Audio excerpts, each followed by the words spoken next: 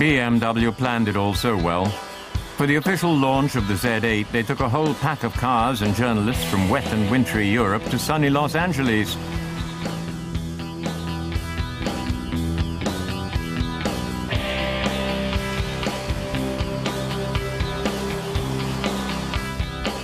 And then this happened.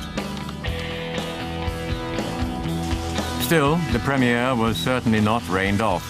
Even with the roof on, the Z8 cuts a decidedly good figure. And who knows, in better weather, perhaps the temptation to fully savor the Z8's potential even on public roads would have been too great. Under the eagle eyes of the California Highway Patrol, that pleasure wouldn't come cheap. Some people may find it hard to keep to the speed limits, I'm sure, but with the Roadster design, it's beautiful, beautiful for California. Unfortunately, they are very strict out here with their speed limits. It's 65 in most places, so they've asked that everybody keep to the speed limits the best they can. If not, they're on their own. And what does he catch them with? We have the Ford Crown Victoria. How much horsepower? 210 horsepower, so it would be very difficult to keep up with the Z8. If somebody decides to take off, our only hope would be a helicopter. Would he like to own a Z8? I'd love to own one. It's a great car. It's a beautiful car. I've watched it out on the road, the course that they have set up here, and the handling, the suspension, I mean, the engine, it's very, very well thought together, very well made. The back is more slant-eyed than any Jaguar E-Type ever was. Innovative neon lights give the stylist the creative freedom to use the gills for indicators. These eye-catching details are not the only ones intended to remind observers of the legendary 507 from the 50s. Retro was not a bad word for the BMW developers in the case of the Z8.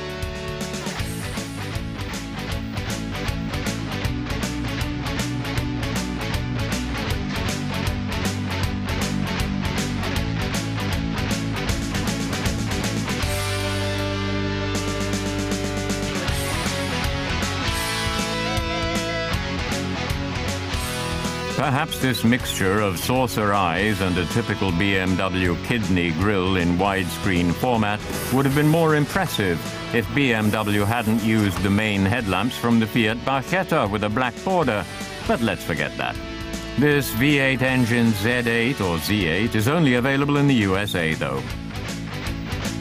The Scarlet car is enough for a smart mini brake for two.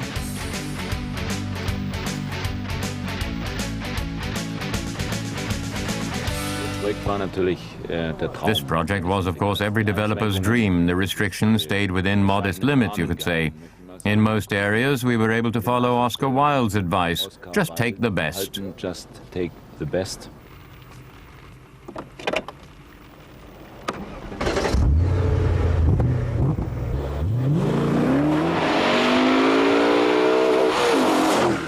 As furiously decisive as the Z8 sounds, it drives that way too. It's not for nothing that the Z8 was chosen as the Bond car at the turn of the millennium. With instinctive safety, the top-secret agent Roadster seems to plow through the floods.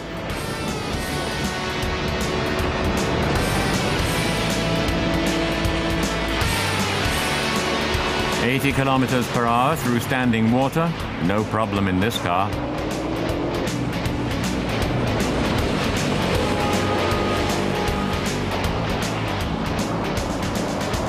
The Z8 has the same imperturbability with fast changes of direction, and it's also proof of a successful parent-child relationship when a manufacturer reports the braking distance of their own accord. 35 meters from 100 kilometers per hour. That would be a benchmark.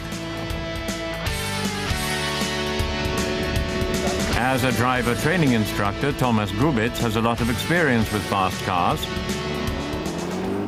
The Z8 has excellent acceleration capabilities, unsurprisingly with 400 horsepower and 500 newton meters of torque. But with performance like this, of course, you need excellent handling. This is achieved on the one hand through the very stiff bodywork, thanks to an aluminum space frame, which is very light but still very, very stable. It also requires a balanced 50-50 weight distribution between the front and rear axles, and, of course, adequate suspension. Wishbone at the front and integral at the back.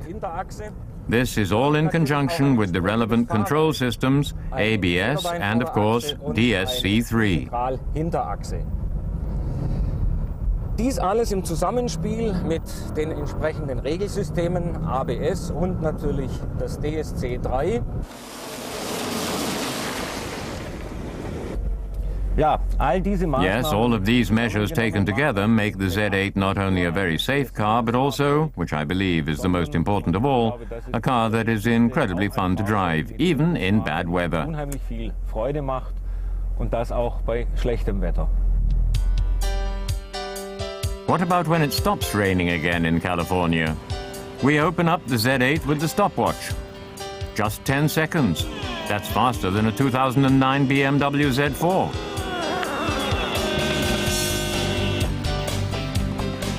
Only that's not all, unfortunately. The roof canopy has to be filled with first, an undertaking that's guaranteed to take longer than a traffic light cycle, and so is certain to stay down a lot of the time. Fortunately, our tester is a patient man. Interiors this bold are usually only found in concepts. Soft leather is paired with copious aluminium to produce a mix of materials that leaves no one cold. Under the chief designer of the time, Chris Bangle, even a small button becomes a feature, not to mention the delicate steering wheel. The Z8 centrally placed dials are a cross between classic and modern. There are cars which have an ordinary cup holder, and then there's the Z8, which has a bottle box.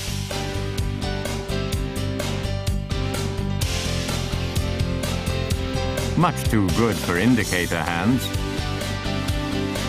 Discreetly tucked away behind an aluminium cover is the finest high-tech, a sound system with integrated sat-nav and a telephone, as well as the button to switch off the dynamic stability control system. How lovely would rainy days be if you could spend them in a Bmw Z8. Despite serious sports car qualities, even simple cruising is fun. You can listen to the rumbling sound and feel snug. The Bmw Z8 was built in the Munich factory between 2000 and 2003. Exactly 5,703 saw the light of day. New, the hand-finished retro roadster costs around 120,000 euros.